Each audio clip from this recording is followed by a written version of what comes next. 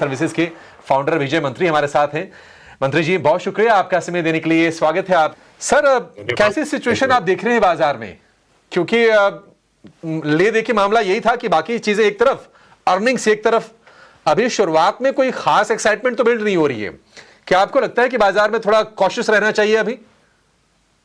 देखिए, बाजार में बिल्कुल अभी कॉशियस रहना चाहिए, एक्स्ट्रा अग्रेसिव नहीं होना चाहिए, क्योंकि एक तो वैल्यूएशन ही हमारे पहले थोड़े ऊपर थे और इंडियन मार्केट इमर्जिंग मार्केट के मुकाबले काफी प्रीमियम पे था। वो प्रीमियम ऑफ लेट काफी कम हो गया है और एफआईआई कंटिन्यूस बेसिस पे माल बेच रही थी।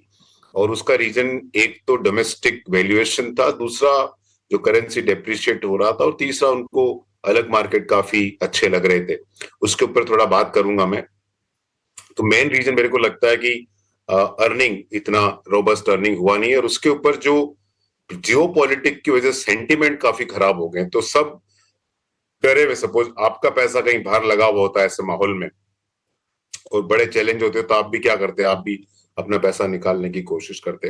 लेकिन दो डेटा पॉइंट बहुत इंटरेस्टिंग है देखने लायक, कि हम बोल रहे हैं कि इंडिया से पैसा निकालो, लेकिन डालो कहाँ? तो लोग यूएस मार्केट की बात करते हैं। तो यूएस मार्केट का एस&पी का पी मल्टीपल 26 के आसपास है, इंडिया से ज्यादा है। और बहुत इंटरेस्टिंग है, वॉरेन बुफे 31% कैश पे बैठे हैं, और यूएस में म्यूचुअल फंड से पिछले 2 सालों में करीब 1.5 से 2 ट्रिलियन डॉलर का पैसा एक्चुअली बाहर निकला है।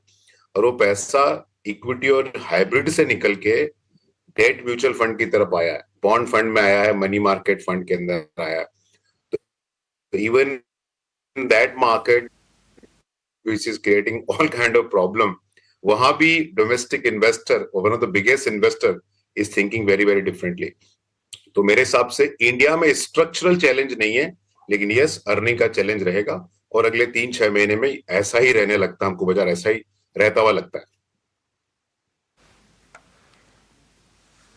3 से 6 महीने ऐसे ही रहेंगे? मतलब कि 3 से 6 महीने ऐसे रहते हैं तो फिर तो ये FY26 निकल गया, और जो हम उम्मीद करके चल रहे थे कि अच्छा अर्निंग्स आएंगे, थोड़ा सा रिवाइवल बाजार में आएगा, वो सेंटिमेंट भी डिंट होता नजर आ रहा है। मंत्री जी, आपने यूएस की बात की। यूएस में एक चीज मैं गौर कर रहा था कि बॉन्ड यील्ड फिर से धीरे धीरे ऊपर जा रही है। 4% के नीचे आ गई थी बॉन्ड यील्ड, वहां से बढ़ते बढ़ते 4.22 के लेवल है 10 ईयर के, अगर मैं बॉन्ड यील्ड की बात करूं। आप कैसे देख रहे हैं और ये क्यों हो रहा है? क्या ये जियोपॉलिटिक्स जो थोड़ी सी फिर से ऐसा लग रहा है कि नहीं, माहौल खराब होगा, टैरिफ के मोर्चे पर ट्रंप के जो टैंट्रम्स से फिर से शुरू हो गए हैं, क्या वो वजह है और आप उनको कितना तवज्जो देंगे? देखिए, यूएस इंटरेस्ट रेट, अगर आप कोई बोल रहा है कि एआई का जो बबल बन रहा है, आज यूएस मार्केट के अंदर ज्यादा डोमिनेंस मेगा 7 का है, और मेगा 7 में अनप्रेसिडेंट लेवल का एआई के अंदर इन्वेस्टमेंट हुआ है। तो काफी लोग एआई बबल की बात कर रहे हैं, और ये भी उम्मीद कर रहे हैं कि एआई का बबल टूटेगा जब इंटरेस्ट रेट ऊपर जाएंगे। और यूएस में देखिए, पॉलिटिशियन चाहते हैं कि इंटरेस्ट रेट ऊपर नहीं जाए, लेकिन जो सेंट्रल बैंक है वो बहुत क्लियर है कि वी कांट मैनेज इट। और उसका सिंपल कारण है कि यूएस में फूड इन्फ्लेशन 30% के ऊपर चला गया है, और एनर्जी इन्फ्लेशन 40% के ऊपर गया है। तो बहुत क्लियर है कि यूएस के अंदर इन्फ्लेशन दबने वाला नहीं है। हाँ, जिस तरीके से इन्फ्लेशन बढ़ा पिछले 5 सालों में, उससे थोड़ा कम हो जाएगा। Growth of inflation will come down, लेकिन इन्फ्लेशन नीचे आने वाला नहीं है। तो मेरे को लगता नहीं कि यूएस की डोमेस्टिक इकोनॉमी की वजह से इन्फ्लेशन वहां पे नीचे आएगा।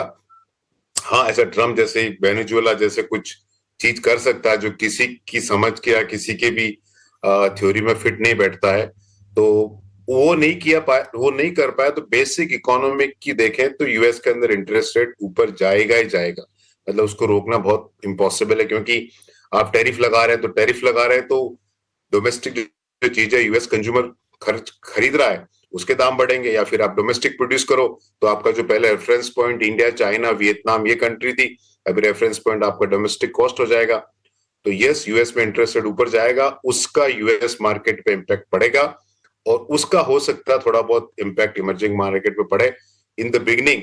लेकिन उसके बाद क्या होगा कि उसके बाद India will become more and more attractive. जो एफआई आज निकाल रहा है वो शायद उस टाइम पैसा वापस लेके आएगा।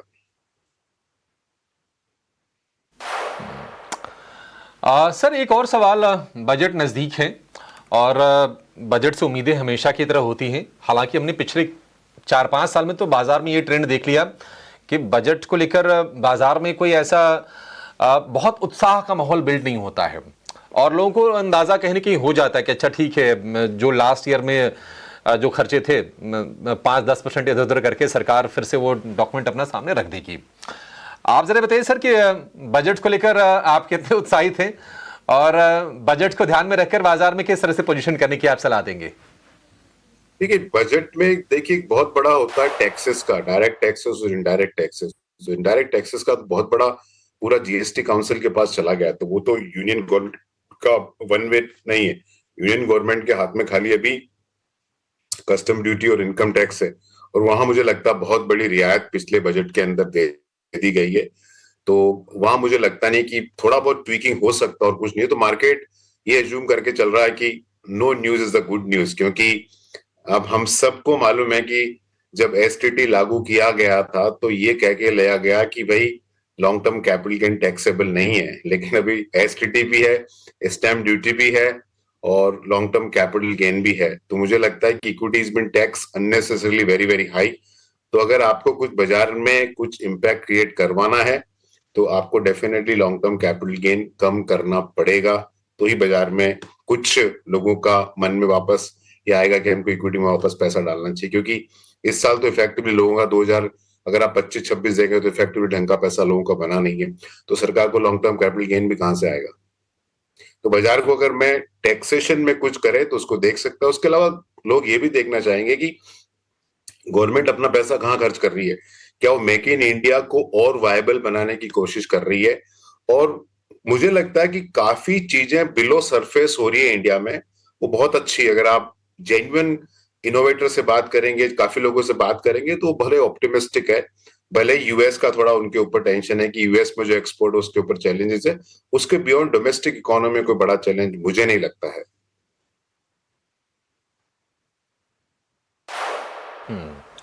ठीक है सर, बहुत शुक्रिया, आज आपने समय दिया और विस्तार से जो अहम मुद्दे बाजार के हैं इस पर आपने हमारे दर्शकों को और इन्वेस्टर्स को आपने गाइड किया। Thank you so much sir. बाजार में देखने की सिचुएशन थोड़ी सी आज कमज़ोर है और हफ्ते की जब कमज़ोर शुरुआत हो जाती है ना तो थोड़ी सी निराशा वैसे भी फैल जाती है।